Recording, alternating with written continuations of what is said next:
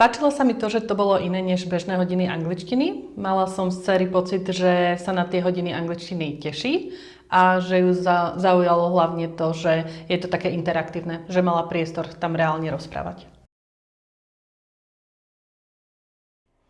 Tú hravú formu, presne to, že to nebolo to učebnicové, tie cvičenia, tá drillovacia gramatika, že to bolo veľmi prirodzené a podvedomé a že aj ona tvorila vety veľmi a tvorila všetko vlastne veľmi tým ľahkým spôsobom a tým pádom sa to ľahšie naučila.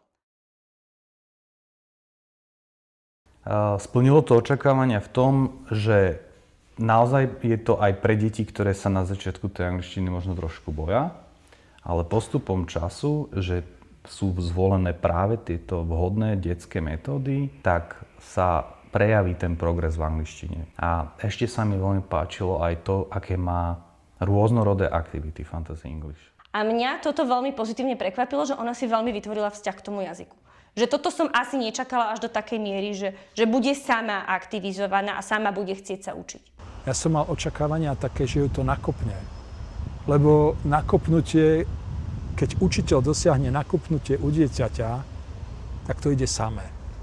Pozitívne ma prekvapilo to, že naše dieťa chcelo komunikovať, aj teda sama v domácnosti a aj keď sme napríklad boli na dovolenke, že sa nebála komunikovať alebo sa snažiť komunikovať, to je podľa mňa najpodstatnejšie a tým pádom u mňa to splnilo tú spätnú väzbu, ktorú som očakávala.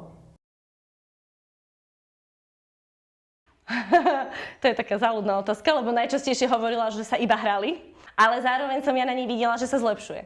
Čiže ona mi dávala taký ten jej feedback tými jej očami, ale ja som si zároveň všimla, že sa reálne na tom kurze pracuje, že ja ako jazykár viem, že čo to znamená, že to nie je naozaj len hra, ale že naozaj pracovali.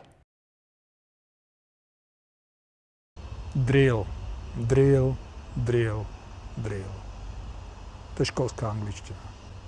Fantasy English, hravosť, fantázia, naučenie sa nových slovíčok podľa tém a hlavne voľnosť. Keď si porovnám s tou angličtinou v škole, aj ona hovorila, že prečo tá angličtina v škole musí byť taká nudná. Že prečo vlastne musia robiť len tú knihu a že má pocit, že sa tam nič neučí.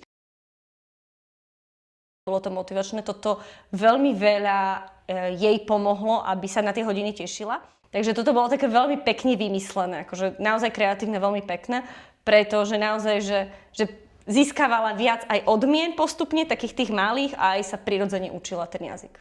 Celý ten systém s tými škriatkami je podľa mňa pre deti veľmi motivačný. Napriek tomu, že ja som nemala taký priestor, aby som sa s ňou vyslovene o tom príbehu rozprávala, tak sama viem, že keď išla na tú angličtinu, tak mi hovorí: mami, musím zobrať knižku, lebo pozri sa, tu mi ešte chýba taká pečiatka, tam taká pečiatka. Čiže vyslovene ju to tešilo a určite akože ten príbeh evidovala. Bol tam pekný príbeh, kde bol škriatok, respektíve škriatka Rosie, tak ako ju to motivovalo napodobňovať a zosobňovať sa vo forme tej jej vyvolenej osôbky škriatka. Najradšej na tejto aplikácii Playground mala samozrejme to, že je to na počítači, čo je pre tie deti atraktívne, vlastne interaktívnou formou sa učiť po anglicky a sami si vlastne kontrolovať prácu s počítačom a angličtinou. A ona si to pýtala a aj pesničky, aj hry vlastne. Učila sa tam slovnú zásobu, ju to veľmi bavilo. Áno, stolové a kartové hry, ktoré vlastne má Fantasy English vo svojom programe, boli veľmi, veľmi obľúbenou činnosťou u nás doma. A príde mi to ako skvelý benefit pri učení sa. Pretože momentálne tieto deti v tomto veku sa veľmi radi hrajú práve tieto hry. Fantasy English si vybrať kvôli tomu, že je to interaktívna forma učenia angličtiny a myslím si, že to dieťa, či už bude pokračovať vo Fantasy English alebo v inej forme angličtiny, tak je to vlastne jedno, lebo to Fantasy English dá taký základ, aby to dieťa vlastne ďalej komunikovať chcelo. A to si myslím, že je dôležité. Treba vyskúšať, nebudete ľutovať. To je všetko.